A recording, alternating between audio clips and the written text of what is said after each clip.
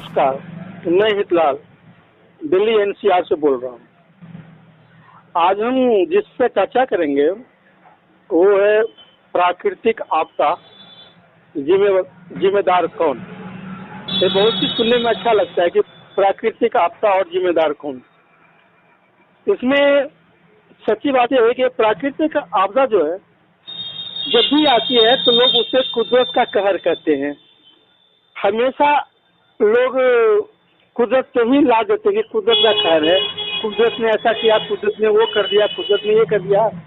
अभी हाल ही में जो पूरे भारत में, खास करके उत्तर भारत में जो बाढ़ की समस्या थी, पता नहीं कितने बांध टूट गए, कितने नदियां टूट गए, कितने लोग मर गए, कितने घर बह गए, कितने कुछ हो गए। सभी ने कहा ये कुदरत का कहर है। लेकिन सच्ची बात है, इसी पे हमने रिसर्च किया है कि ये जो सभी कुदरत का कहर कहते हैं, जो प्राकृतिक जितने भी आपदा जो आती है वो कुदरत का कहर कहते हैं। कोई आखिर ये गलती किसकी है कि बाकी कुदरत जानबूझ के कहर ढा रहे हैं या इसके लिए कोई जिम्मेवार भी है।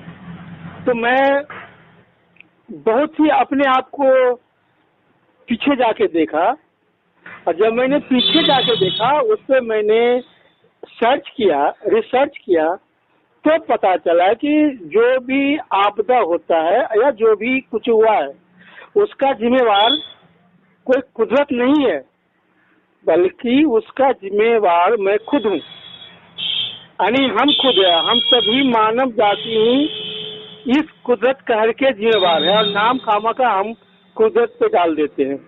जैसे पहला मिसाल, अभी हाल ही में जो बाढ़ आई थी, आप सभी ने देखा होगा, सुना होगा, और जो जिस एरिया में रहते हैं उनको तो पता ही होता है कि कैसी बाढ़ थी, कितने मकान गिर गए, कितने आदमी मर गए, कितने गाड़ियां बह गई, कितने जानवर बह गए। मतलब ऐसा खतरनाक मंजर पे आ गया था कि लोगों को ये लग रहा है कि कुदरत जो है बहुत बड़ा विकट समस्या में सभी को डाल दिया।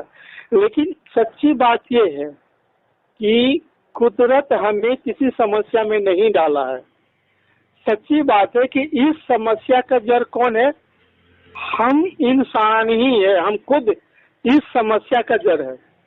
क्योंकि इस समस्या का जड़ इसलिए है कि आज आप ध्यान से देखें, जिस नदी का बहाव क्षेत्र 5 किलोमीटर था, 6 किलोमीटर था, आज उसका बहाव क्षेत्र मुश्किल से 1 किलोमीटर भी नहीं रह गई हो। जो प्रमुख नदियां हैं, सभी लोग अपने फायदे के लिए घर बना लिए, कोई जो रेस्टोरेंट खोल दिए, जहां टूरिस्ट का आने का जहां साधन है वहां टूरिस्ट खोल दिए, कोई होटल खोल लिया, कोई अच्छे खासे मकान बना के उसको किराए पे लगा दिए। और कुछ तो वैसे और लोग नहीं बल्कि पूरा गांव का गांव, पूरा बस्ती का बस्ती नदी में ही बस गया है। अब आप सोचिए कि आपने जो नदी का बहाव जल क्षेत्र था, वो सारे जल क्षेत्र का तो आप उनका कब्जा कर लिए, और जब नदी में पानी आएगा तो पानी जाएगा कहाँ? कहाँ 5 किलोमीटर का बहाव क्षेत्र था, कहाँ 1 किलोमीटर भी नहीं रह गई है, कहाँ नदी थी, अभी वो नाला बन चुका है। तो खुद सोचिए कि इसका जिम्मेवार क्या कुदरत है? कुदरत कोई जिम्मेवार नहीं है। जिम्मेवार तो हम हैं, हमारे बुजुर्ग हैं और हमारे बुजुर्ग सरकार है। अब आपने कहा कि बुजुर्ग सरकार कैसे हो गया? तो सरकार ये है, जिस तरह हम अपने से बड़ों को बुजुर्ग कहते हैं, अपने से जो गुजरे हुए को पूर्वज कहते हैं, तो उसी तरह वो सभी जो सरकारें थी पिछली, जो प्रशासन थी, वो सब गुजर चुके हैं। इसीलिए हमने उनकी संज्ञा बुजुर्गों में कर दी।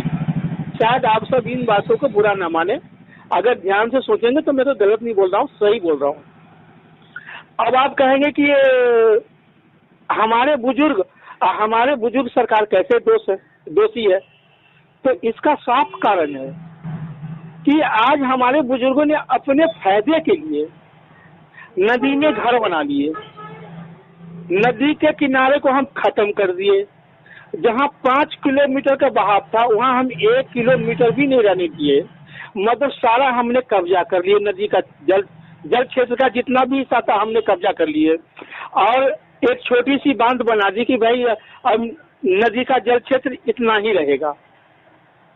अब सोचिए, आप जो है खुद सोचिए कि अगर मैं आपके घर में आप जबरन कब्जा करके आपको जमीन हथिया लूं, वहां मैं अपना चीज इस्तेमाल करूं, अपना घर बनाऊं, अपना होटल बनाऊं, अपना रेस्टोरेंट बनाऊं, चलिए आप कमजोर है तो आप झेल लेंगे उस टाइम, लेकिन कभी न कभी तो आपकी शक्ति आएगी।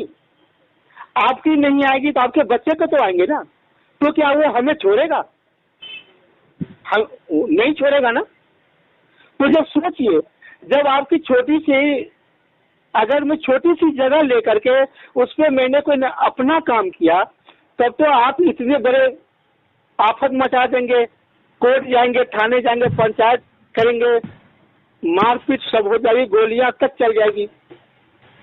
अब आप खुद सोचिए, जब हमारे बुजुर्ग ही इतने बड़े नदी का जल क्षेत्र पे कब्जा कर लिया, तो जब बारिश में जल आएगा तो कहाँ जाएगा? जल क्षेत्र कहाँ बहेगा? तो आप किस आधार पे कह सकते हैं कि ये कहर कुदरत का है? हमने मीडिया में भी देखा, हर जगह कुदरत का कहर, कुदरत का कहर। कुदरत का कोई कहर नहीं है, कहर है हमारे बुजुर्गों का, हमारे स्वार्थ का। अगर अभी भी हम अपना स्वार्थ छोड़ दे और नदी का पूरा जल क्षेत्र हम खाली कर दे, तो बाढ़ आने की कोई समस्या ही नहीं होगी। तो आप बाढ़ लाते हैं, खुद हम गलती करते हैं, दोष हम किसी और को देते हैं, तो ये कहाँ की समझदारी है? दूसरी बात, आज आप कहते हैं क्लाइमेट चेंज हो गया, मौसम साथ नहीं दे रहा है, जलवायु परिवर्तन हो रहा है। क्यों हो रहा है? ये भी तो हमारी गलती है ना।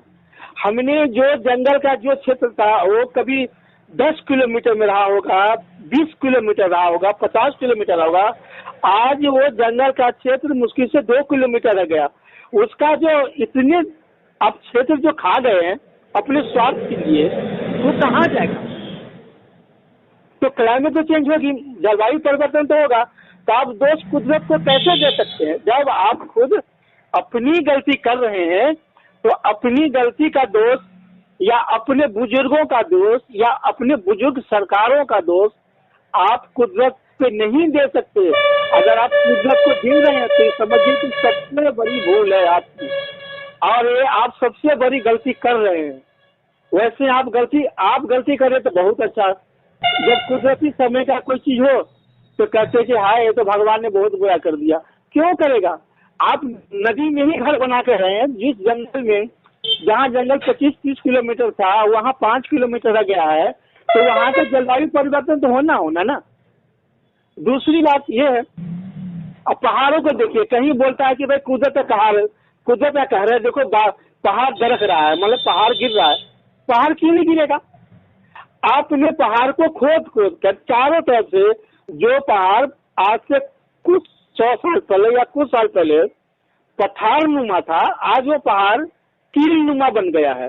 आप सभी स्वार्थ के लिए कभी पहाड़ में ही अपना घर बना लिए, जहाँ टूरिस्ट वाला देखे तो वहाँ होटल बना लिए, जहाँ आपको रहने वाला जगह देखे तो पहाड़ में आप घर ही बना दिए। तो पहाड़ क्या झेलेगा? कहीं पे आपने अपने स्वार्थ के लिए पहाड़ के चारों तरफ काट के रोड बना दिए, उसको आप कहते हैं कि भाई हम तो तरक्की कर रहे हैं। क्यों तरक्की कर रहे हैं? आप तरक्की नहीं कर रहे हैं, बल्कि आप कुदरत को चैलेंज कर रहे हैं, कुदरत के साथ खेल रहे हैं। और जब वही कुदरत आपको सजा देता है तो आप कहते हैं हाय ये तो कुदरत की कर रहे हैं। यानी अपनी गलती नहीं मानना, सारी दोष आप कुदरत पे लगा दो। दूसरी बात यह है कि अब देखिए जलवायु परिवर्तन का, पहले जो हमारे बुजुर्ग जो राजा महाराजा थे, मैं राजा महाराजा पे जा रहा हूँ, शासन पे नहीं जा रहा हूँ, राजा महाराजा थे, उस समय की लड़ाई क्या होती थी? उस समय तो लड़ाई लड़ते भी थे, तो क्या लड़ाई होती थी? लाठी भाला फरसा तलवार चाकू छुरी वगैरह वगैरह, यही सब होती थी, तीर कमान होती थी, यही सब होती थी। लेकिन आज देखिए, आज हमारे विश्व में कैसी लड़ाइयाँ चल रही है। बारूद की चल रही है, बम की चल रही है, मिसाइल चल रही है, तोप चल रही है। अब अनुमान है कि परमाणु भी चलेगा, हाइड्रोजन बम भी चल गई। पता नहीं आजकल लोग बारूद को क्या क्या आविष्कार, नया नया रूप देके और उसको यूज करते हैं, माने प्रयोग करते हैं, उसमें कितना नुकसान होता है, कितना मरता है। लेकिन लोग ये नहीं सोचता है कि भाई हम नुकसान कर रहे हैं। लोग ये सोच रहा है, या वो देश ये सोच रहा है कि भैया हम तरक्की कर रहे हैं, हमारे डर से सभी विश्व लोग डरे, हम पावरफुल है। आप पावरफुल नहीं है, बल्कि सबसे बड़ी गलती कर रहे हैं कि आप पर्यावरण को बहुत बड़ा खतरे में डाल रहे हैं। अगर वो जितने भी जो विषैली गैस निकलती है, धुआं निकलती है, वो कहाँ जाती है? वो तो ऊपर ही जाएगा ना। और आप सभी जानते हैं कि इसको ऊपर एक जो ओजोन परत है, वो ओजोन परत इतनी जो विषैली गैस, रिसाव, बारूद का, डीजल, पेट्रोल, गाड़ी वगैरह का जितना भी, वो हमारे ओजोन जो है परत जो है वो झेल नहीं पाता है। तो क्या होगा? ओजोन में छेद होगा। छेद होगा तो सातों जो सूरज की सातों किरण है जो हमारे धरती पे आएगी। फिर हम क्या करेंगे? सभी के सभी ध्वस्त हो जाएंगे, मर जाएंगे, मतलब धरती ही नहीं बचेगी। फिर आप क्या कहेंगे? भाई ये तो वेद में लिखा था, ये तो पुराण में लिखा था, ये तो पुराण में लिखा था, ये हदीस में लिखा था, ये बाइबल में लिखा था, ये गुरु ग्रंथ में लिखा था। कहीं नहीं लिखा हुआ है साहब। इसका जिम्मेदार हम खुद है।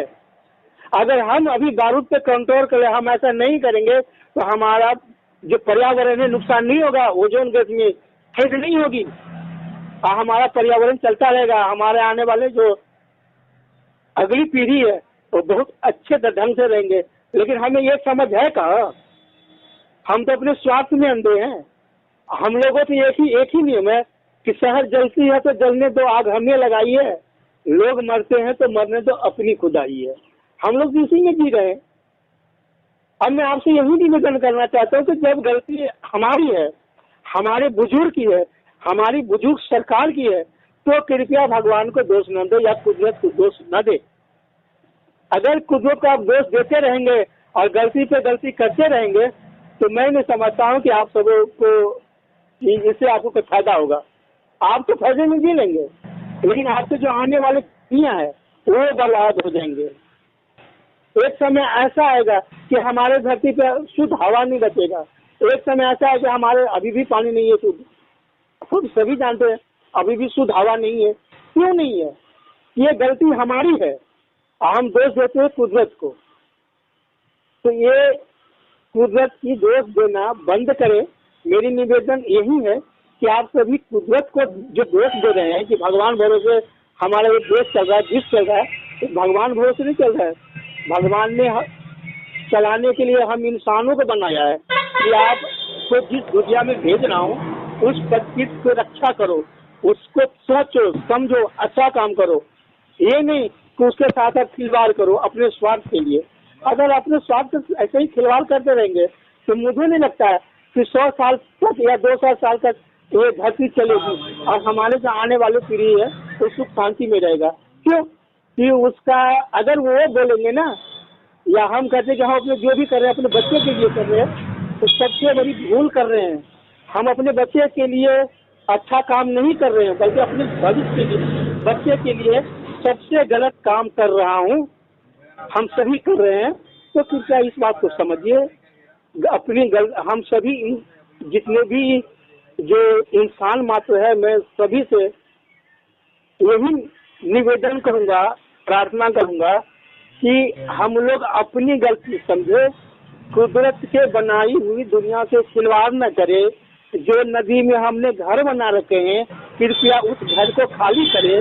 जो हमने नदी का जल क्षेत्र 5 किलोमीटर से घटाकर 1 किलोमीटर कर दिया हूँ, उस नदी का जल क्षेत्र को पुनः 5 नहीं 5 तो कम से कम 4 तो कर दो। 4 छोड़ो, कम से कम 3 तो कर ही दो।